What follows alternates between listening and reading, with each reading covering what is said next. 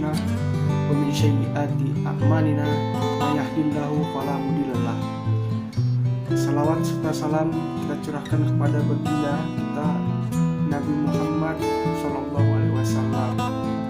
Baik, di sini saya akan menyampaikan tugas kelima, yaitu tentang pengertian. Pengertian adalah suatu proses pengungkapan fakta-fakta yang menyatakan bahwa suatu peristiwa hukum benar sudah terjadi.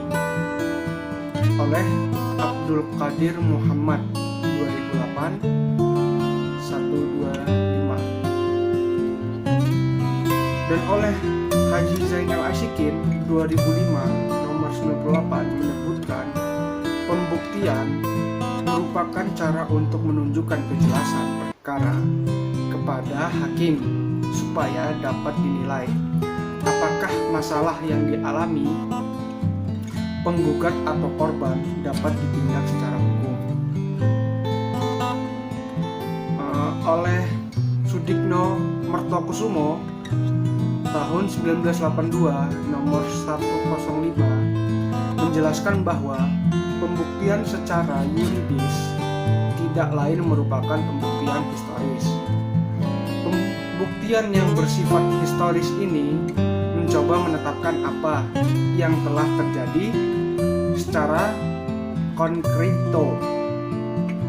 Membuktikan pada hakikatnya berarti mengapa peristiwa-peristiwa tertentu dianggap benar. Kebenaran yang dicari dan wujudnya hakim, kebenaran yang dicari dan diwujudkan hakim cukup kebenaran formil atau formil warhid dari diri dan sanubari hakim. Tidak dituntut keyakinan, hakim tidak dilarang mencari kebenaran materi, asal kebenaran itu ditegakkan di atas landasan alat bukti yang sah memenuhi syarat. Kalaupun hakim yakin, tetap keyakinan itu tidak ditegakkan di atas landasan alat bukti yang sah, tidak dibenarkan hukum. Sebaliknya, walaupun hakim tidak yakin, asal pihak yang berperkara dapat membuktikan berdasarkan alat bukti yang sah, hakim harus menerima sebagai kebenarannya. Oleh Yahya Harahap 2008 nomor 498 sampai 499. Alat-alat bukti, macam-macam alat bukti diatur dalam pasal 284 RB G dan 164 HIR 1866 BW yang terdiri dari 1. Alat bukti tertulis atau surat. 2. Alat bukti dengan saksi-saksi. 3. Alat bukti dengan persangkaan.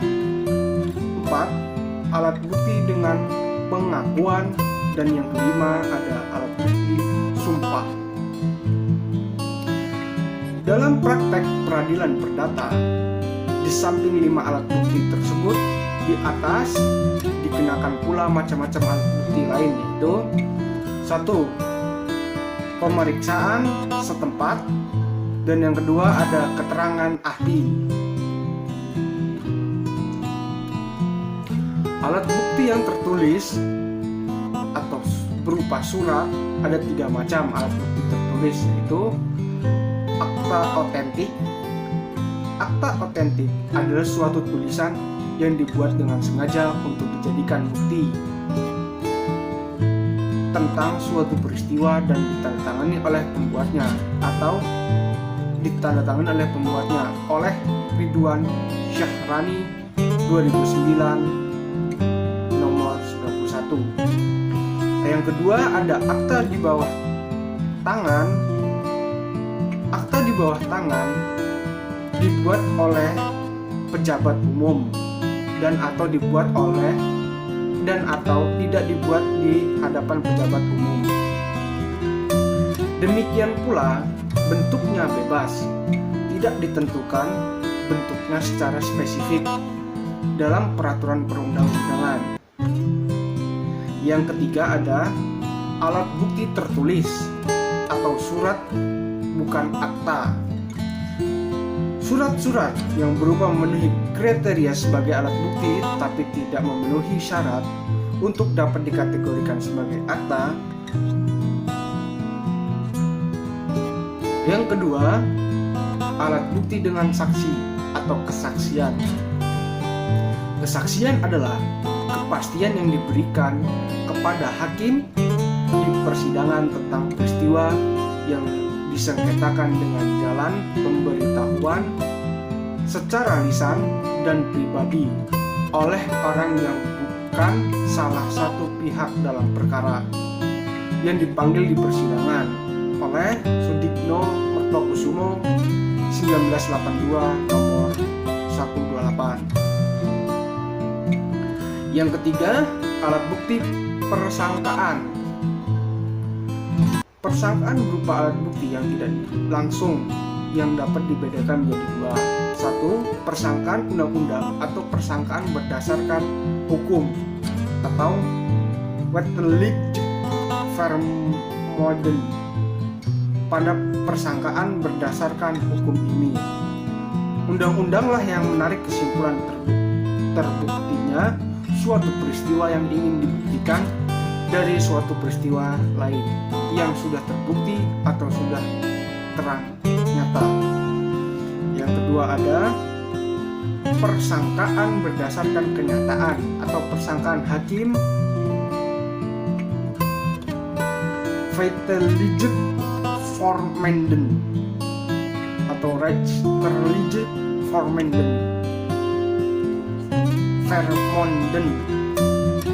Pada persangkaan berdasarkan kenyataan ini, hakimlah yang menarik kesimpulan terbuktinya suatu peristiwa yang ingin dibuktikan dari suatu peristiwa lain yang sudah terbukti atau sudah terang dan nyata. Yang keempat, ada alat bukti pengakuan. Pasal 174 HIR menyatakan pengakuan yang diucapkan di hadapan hakim cukup menjadi bukti untuk memberatkan orang yang mengaku itu, baik yang diucapkannya sendiri maupun dengan perantara orang lain yang istimewa dikuasakan untuk itu. Yang kelima, ada alat bukti sumpah.